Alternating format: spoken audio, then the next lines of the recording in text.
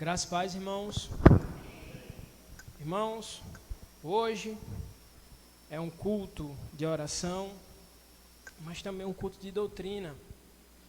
E, meus irmãos, eu gostaria de compartilhar com vocês uma passagem que tocou muito meu coração, que está lá em 1 Samuel, no capítulo 15.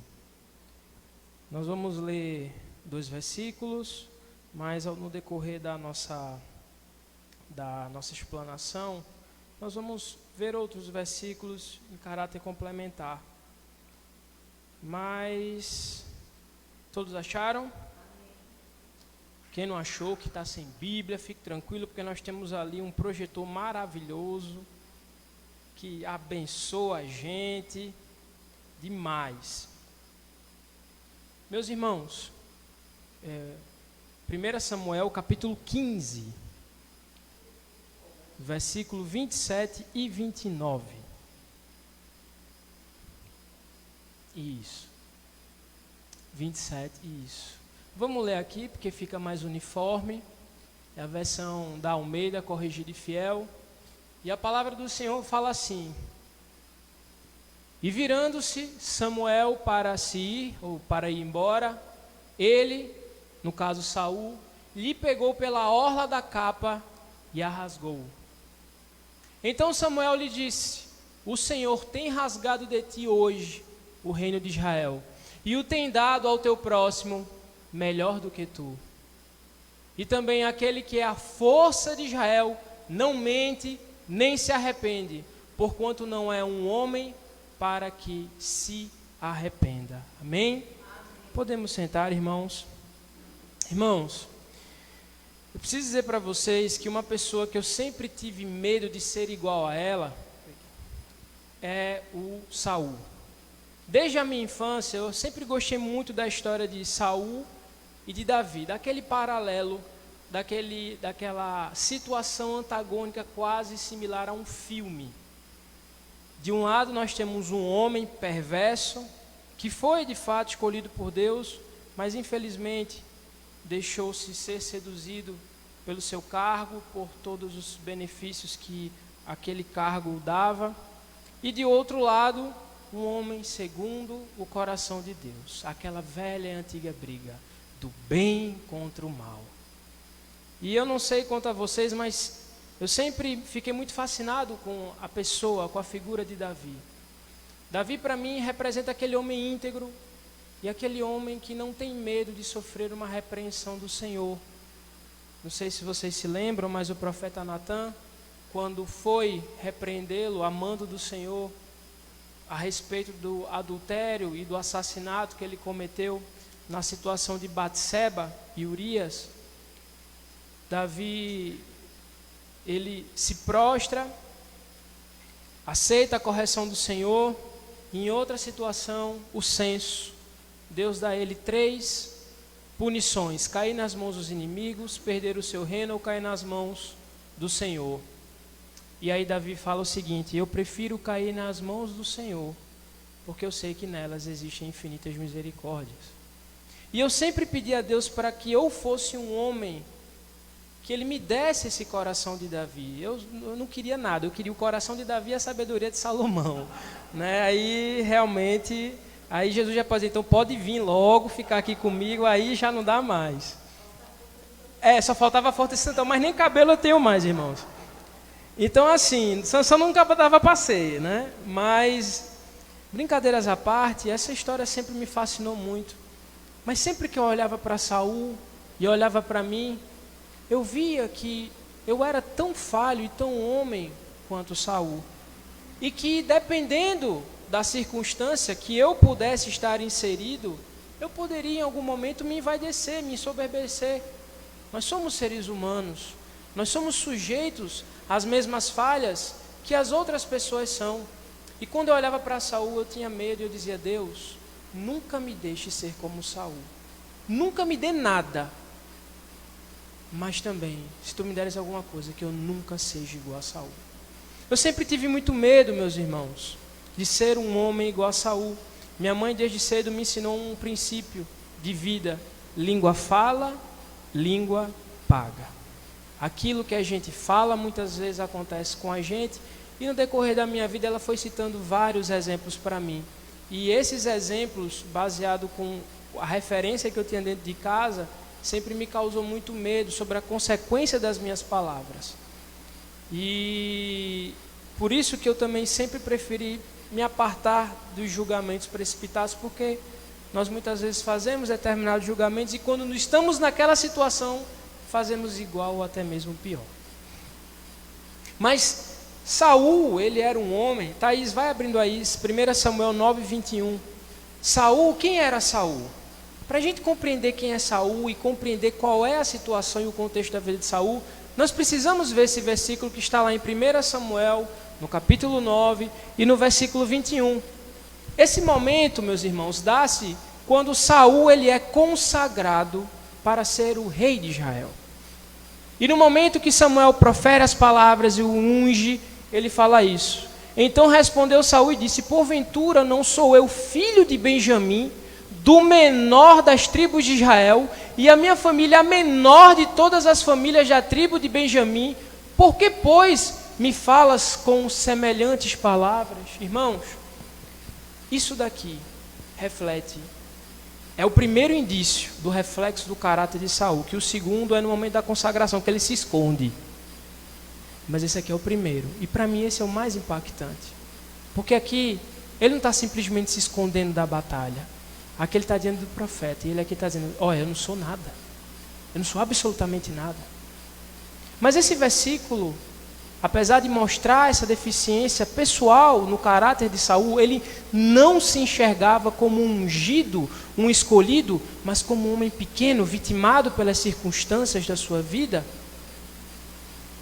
Ele não entendia que Deus não escolhe os capacitados. Deus, ele capacita os escolhidos. Deus, ele disse: vem cá, é você. Escolheu aquele homem e ungiu aquele homem. E a palavra de Deus vai nos dizer pelo menos dois momentos, que está lá em 1 Samuel, capítulo 10, versículo 10, não precisa abrir não, Thaís. Em 1 Samuel 11, 6, que o Espírito do Senhor se apossou de Saul. Ele é ungido, ele é escolhido pelo Senhor, e o Espírito do Senhor se apossa de Saul. Isso é algo maravilhoso. O primeiro rei da história de Israel, um homem que está sendo possuído pelo Espírito do Senhor. Glória a Deus. Mas, irmãos, volta, Thaís, para 9:21. Essa figura, essa passagem, ela vai nos revelar a pequenez de Saul. Porque mesmo o Espírito Santo possuindo ele, mesmo ele sendo consagrado, parece que isso aqui não sai dele. Por quê? Porque olha o que Saul vai fazer. Abre, Thaís, 1 Samuel 13, 11. Meus irmãos, Saul simplesmente resolve passar o carro na frente dos bois. E parece que tudo aquilo que ele viveu com o Senhor até esse momento foi absolutamente nada. Então disse Samuel: que fizeste? Disse Saul: porquanto via que o povo se espalhava de mim, e tu não vinhas nos dias aprazados, e os filisteus já se tinham ajuntado em Miquimais.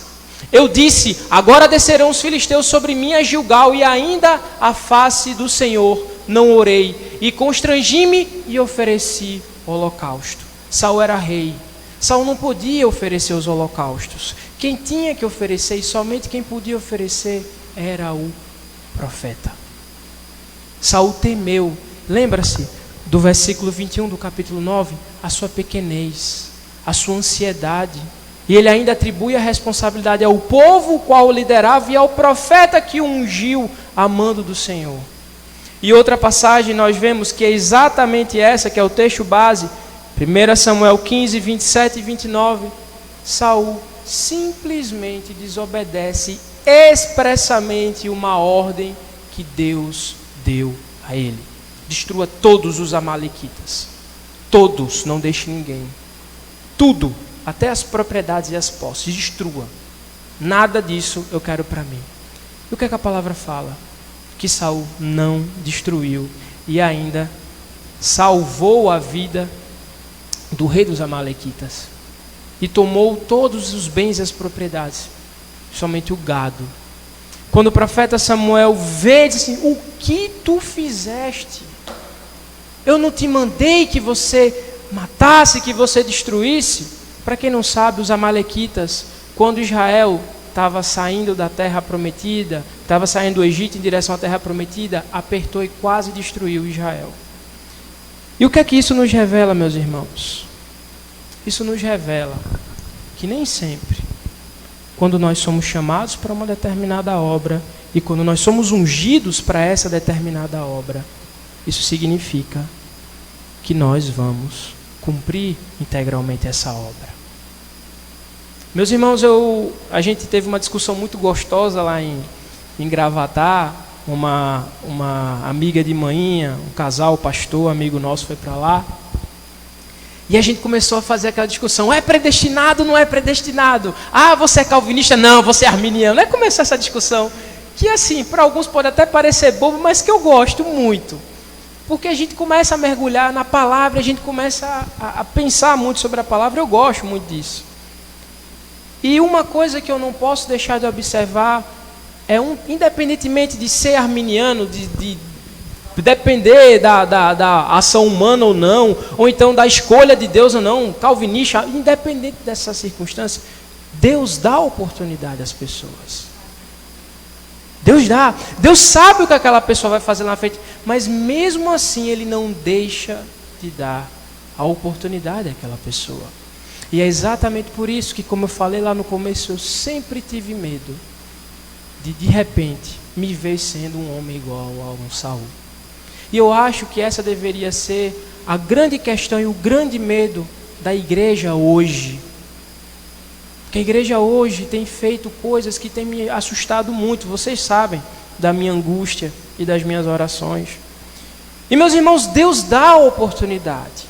Deus dá a oportunidade da salvação, Deus dá a oportunidade do ministério, de você exercer algum cargo, Deus te dá um casamento, Deus te dá um trabalho. Quantas pessoas você e eu, que oraram tanto por um trabalho, pediram tanto um trabalho, eram pobre coitado, só andava de expresso canelinha, e agora arrumou um trabalho, pronto, esqueceu a igreja.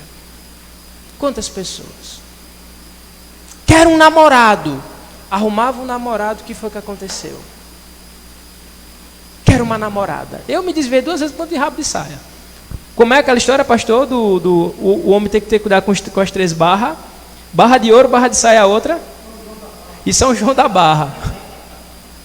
São as 3 barras que todo servo de Deus tem que ter medo. Barra de saia, barra de ouro e barra de São João da Barra. É isso aí? São João da Barra, não sei o que é isso não, mas vocês já entenderam. Cachaça, ah tá, não sabia. Eu não bebo, glória a Deus. Então, meus irmãos, quantas vezes a gente pede, a gente quer, a gente ora, e aí Deus dá, e aí a gente se desvia. Quantas vezes? Eu conheço a história de uma irmã da nossa antiga congregação, que dos mais antigos de lá é muito conhecida, mas é um fato, em que essa moça, essa senhora, tinha um filho, e esse filho ficou muito enfermo, e Deus disse: vou guardar. E ela entrou no altar, ela começou: não, é minha bênção, é minha promessa, o Senhor me deu, não vai tirar não. Deus disse: eu vou guardar. Não, Senhor, você não pode, Senhor, é meu filho. O que foi que aconteceu? Deus disse: você tem certeza? Ela disse: tenho. O Senhor não vai guardar meu filho. Ela contendeu mesmo com o Senhor. E o que a palavra fala daquele que contende com o Senhor? Quem contendeu com o Senhor e teve paz? Porque o Senhor fala: eu bem sei os pensamentos que tenho sobre vós, pensamentos de paz e não de mal, para vos dar o fim que desejais. E o que foi que aconteceu na história dessa moça, dessa senhora? O filho não morreu, houve uma cura milagrosa, mas esse menino desviou-se terrivelmente. E essa senhora morreu sem ver a conversão do seu filho. tendo muitas angústias no decorrer de toda a sua vida, por conta dos comportamentos do seu filho. Meus irmãos, quantas vezes Deus nos dá a oportunidade, Deus abre as portas e a gente insiste em querer fazer aquilo que a gente acha que é certo, e indo de encontro inclusive à própria palavra do Senhor, meus irmãos. É difícil, e Saul reflete exatamente isto. Deus levantou o profeta, Deus ungiu Saul, Deus levantou Saul no meio do povo, o Espírito apossou-se de Saul e todos viram que o Senhor estava com Saul. Mas o que foi que Saul fez? Acredito eu, com base no versículo 9, no capítulo 9 do versículo 21, que ele, em razão da sua pequenez, achou que aquilo ali era tudo o que ele tinha e acabou esquecendo-se do Senhor. É um alerta, meus irmãos, para que aquilo que você esteja vivendo hoje, aquilo que você ganhou hoje, ou aquilo que você esteja querendo hoje, para que você pergunte e para que você consulte ao Senhor: Senhor, é o que tu queres para mim? Senhor, eu estou fazendo certo? Senhor, eu estou orando como eu deveria? Senhor, eu estou me consagrando, eu estou te buscando. Senhor, onde eu estou errando? A palavra nos diz, nos exorta para que nós continuamente pensemos nas coisas do alto. Tudo quanto fizerdes, que façais para a glória do Senhor. Quer comais, quer bebais, quer andais, tudo fazeis para a honra e glória do Senhor. E qual foi, meus irmãos, a consequência desse rasgar o reino que o Senhor usou o profeta para declarar a Saul? Thaís, abre aí, por favor, 1 Samuel 16, versículo 14. Vocês vão ver, meus irmãos, que coisa terrível. E o Espírito do Senhor se retirou de Saul e atormentava-o um espírito mau da parte do Senhor. Então os criados de Saul lhe disseram: eis que agora o espírito mau da parte de Deus te atormenta. A consequência de perdermos a unção, a consagração é esta. Meus irmãos, e aqui eu vou me incluir nesse exemplo. Há muitos anos atrás, o pastor Enildo, ele vai se lembrar de talvez, eu na outra igreja, um sábado de manhã, era uma consagração, o Senhor levantou uma pessoa, ela olhou para mim e disse assim: hoje eu vou te abençoar, e eu vou dar um voo bem alto contigo, mas se tu te ensoberbeceres no teu coração e te esqueceres de mim, eu vou te abater e tu vai ficar no pó. Eu tinha aproximadamente 19 anos nessa época. No mesmo dia, eu tive a notícia do falecimento do meu pai, quando eu cheguei em casa. Mas como eu tinha 19 anos, era estudante de faculdade, e ele era servidor federal, eu acabei recebendo a pensão, até os 21 anos. Deus me abençoou muito naquele período. Era uma pensão só para mim e uma parte para uma irmã que eu tenho distante, que eu não tenho contato com ela. Mas esse dinheiro estava exclusivamente disponível para mim, só para mim. E eu preciso dizer para vocês que eu me desviei. Muito jovem. E o que foi que aconteceu? Se tu te esqueceres de mim, eu vou te abater e tu vai ficar no pó. Meus irmãos, eu quebrei a cara tanto.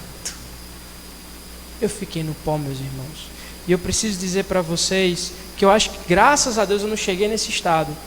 Mas a pessoa que está longe do Senhor, a pessoa que põe a perder a bênção que Deus deu a ela fica perturbada, meus irmãos. Eu digo a vocês, eu fiquei muito perturbado. A pastora, que é minha mãe, graças a Deus, e o pastor Sérgio, que é meu padrasto, graças a Deus, sabem o quanto trabalho eu dei em casa. Porque não era eu estava sendo perturbado, eu estava sendo atormentado. E algumas traduções falam que essa passagem aqui que a gente está lendo, dizem que era o destruidor. Na verdade, a palavra originária aqui não tem nem espírito maligno, é só espírito, ruach. Mas em razão do contexto e do que os soldados falavam, esse espírito era um espírito de perturbação, o destruidor. E vocês sabem o que foi que esse espírito fez? Fez com que Saul perdesse tudo o que ele tinha. O espírito destruidor entrou em Saul e desde então ele pôs a perder tudo aquilo que Deus tinha dado a ele. E o que essa história de Saul nos revela? Thaís vai abrindo 1 Tessalonicenses 5:19. Meus irmãos, essa palavra nos revela algo muito sério da parte de Deus. Muito sério da parte de Deus. Não apagueis o fulgor do Espírito. Em outras traduções, não extinguais o Espírito. Meus irmãos, eu quero dizer para você que chegou aqui hoje, que foi depositado em você, como temos lá em 2 Coríntios, no capítulo 4, versículo de 1 ao 7, um grande tesouro. Você sabe que tesouro foi esse que foi depositado em você? O Espírito Santo do Deus vivo. Jesus se fez homem, desceu dos céus, se fez homem, se entregou numa cruz do Calvário para te reconciliar com Deus, para que hoje você e eu tivéssemos acesso direto à presença de Deus. Nós temos esse Espírito em nós. Por isso que quando você ora, Deus está te ouvindo. Por isso que quando você não consegue falar nada, mas apenas chora, Deus está te ouvindo, porque a palavra de Deus fala que nossa oração ela vai através do gemido inexprimível. O Espírito Santo de Deus intercede por nós constantemente com gemidos inexprimíveis. Nós temos esse Espírito, mas o que a palavra de Deus fala? Não extinguais o Espírito. E vocês querem um exemplo melhor de uma pessoa que extinguiu o Espírito que não seja Saul? E nós não só temos Saul não, irmãos. O que a Bíblia fala de Faraó? Que endureceu seu coração. E a palavra fala que Faraó endureceu tanto seu coração que Deus mesmo operou isso na vida dele. Porque ele era um homem totalmente distante do Senhor. E o que a gente pode falar de Ananias e Safira? Que endureceram o seu coração, encheu-se de ganância, e o que foi que aconteceu? Roubaram o Senhor e mentiram na presença do Espírito Santo que estava na vida de Pedro, e morreram por causa disso. E por fim, nesses exemplos, que falemos de Judas. Satanás entrou no coração de Judas. Meus irmãos, e aqui eu quero encerrar a pregação, porque eu acredito que o chamado de Deus para nós é um chamado de santidade. Eu não consigo olhar para Jesus, meus irmãos, e hoje, com 31 anos, sendo um pai de família, olhando minha história, olhando o exemplo da minha mãe, do meu padrasto, e não amar o meu Deus. E não amar o meu Deus. João 13,16. Porque Deus amou o mundo de tal maneira que deu o seu Filho unigênito para que todo aquele que nele crê não pereça, mas tenha a vida eterna. Irmãos, nós temos a vida eterna quando nós estamos reconciliados com o Senhor através da atuação do Espírito Santo, porque o sangue de Jesus nos lavou de todo o nosso pecado. Nós estamos limpos, justificados diante de Deus hoje pelo sacrifício do Cordeiro de Deus. Mas não podemos extinguir o Espírito de Deus. Gálatas 5 fala dos frutos da carne: idolatria, feitiçaria, concupiscência, lascívia, dissensões, brigas, ódios, ciúmes, inveja. Irmãos, essa noite, olhe para o seu coração. Olhe para o seu coração, lá para o fundo do teu coração. E se houver um pinguinho assim, meu irmão e minha irmã, de inveja, por conta do que você sofreu na sua vida toda, ou de um pouquinho de soberba, porque você conseguiu chegar num lugar que ninguém nunca imaginou, nem você, ou então mágoa, porque alguém te machucou lá atrás, e você ainda não conseguiu perdoar, não extinguais o Espírito Santo de Deus. Nessa noite, ore ao Senhor, peça ao Senhor, para que Ele vá lá, no fundo do teu coração, com a sua poderosa mão, e arranque tudo aquilo que Ele não se agrada de nós. Faça isso, não extinguais o Espírito Santo de Deus. Sabe por quê? Saiba, Deus, Ele trabalha nos nossos corações. Lembre-se de Davi. Davi, ele era um homem segundo o coração de Deus. Deus te chama nessa noite para ser um homem e uma mulher segundo o coração de Deus. Amém? Deus abençoe a igreja.